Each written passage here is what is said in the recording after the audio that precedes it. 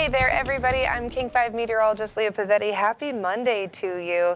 What a glorious Monday it has been in weather world. However, we are going to shake things up the next couple of days. We are taking a look at heat tomorrow and then a massive cool down on Wednesday. So let's get right to it.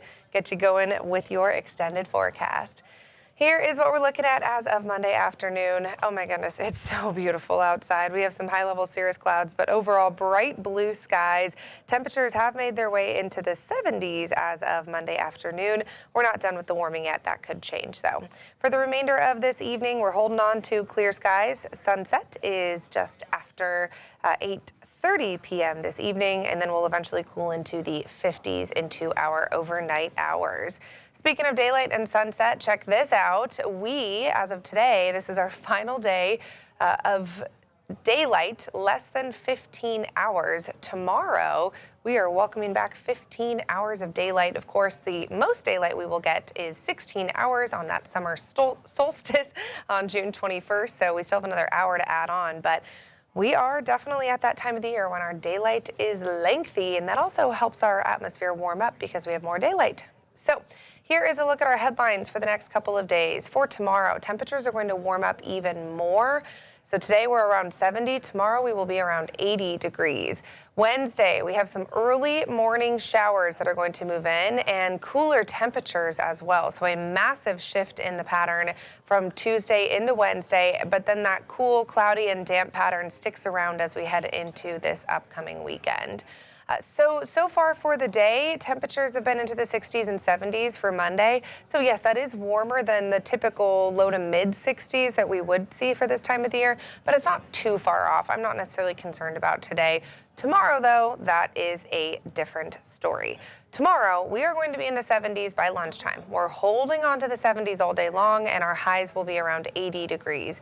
It won't be quite as bright blue sunny as what we've seen today, but it still will be, we'll still see sunshine. It just won't be quite as clear, but any clouds we have will be fair weather clouds, won't bring any impacts to us. Here is a look at what we're looking at for your Tuesday highs. 70s into the 80s, low 80s expected down around South Sound, and especially as you head away from the water, we'll see those temperatures warming up. So the Cascade foothills getting into the low 80s. So it is going to be a warm day on Tuesday.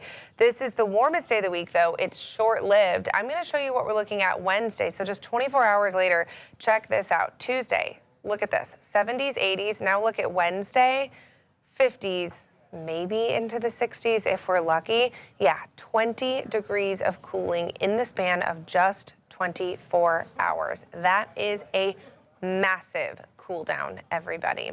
And with that comes the rain. So Tuesday afternoon, we have just some fair weather clouds that are passing on through. We'll bring back those rain chances Tuesday night into Wednesday morning. So kind of right around midnight, give or take a little bit on Tuesday night is when we'll see those showers moving in from the south.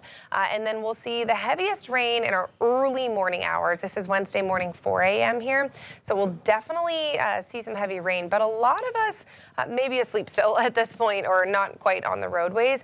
So it may miss the morning commute as far as active rain falling. However, we have that rain that's falling after midnight. So what this means is the roadways will be wet. We have not seen rain, really significant rain for weeks now. So it could definitely be slick out there on the roadways for that Wednesday morning commute. And Wednesdays are always a rough time on the commute. So it could be a good day to leave extra early, give yourself extra time to get out the door. We'll get you into your Wednesday late morning here. Still holding on to some light rain, but not quite as heavy as what we saw in our early morning hours. And then it eventually pushes off to the east, and we taper off to just showers by Wednesday evening. We have a couple showers that move in on Thursday, but it's not looking quite as bad during the day. Thursday is what we're expecting on Wednesday. So yes, some shower chances, but really it's Wednesday that's the worst of it. Let's talk wind. Tuesday, so this is before the rain moves in. You see those kind of red colors on the western slopes of the Cascades, those foothill communities.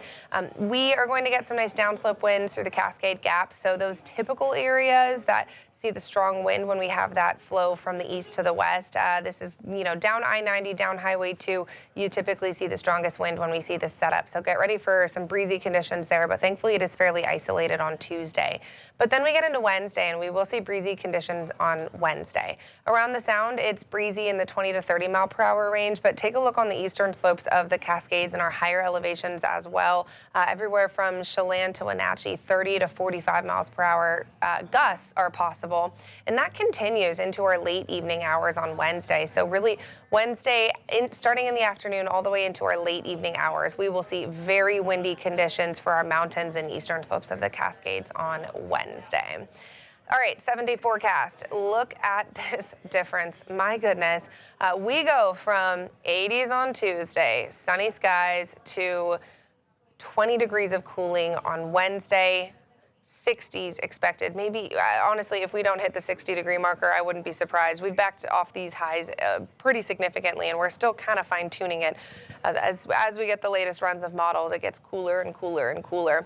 But then we hold on to that cool pattern into the end of the week. Looks like through about Saturday, we'll see some shower potential, and we'll start to dry things out as we head into Sunday and Monday. We'll warm things up a little bit, too. So I will be honest with you all and say that this is refreshing to see. When we see 80s this early in the season, that's not normal. We want to see wet weather. We want to see cooler weather. If we dry things out too early in the season, we will pay the price later on in the summer in the form of wildfire and drought. And so I'm glad personally as a meteorologist to see the rain moving in. This is something we need to dampen things out just a little bit because it is getting pretty exceptionally dry out there.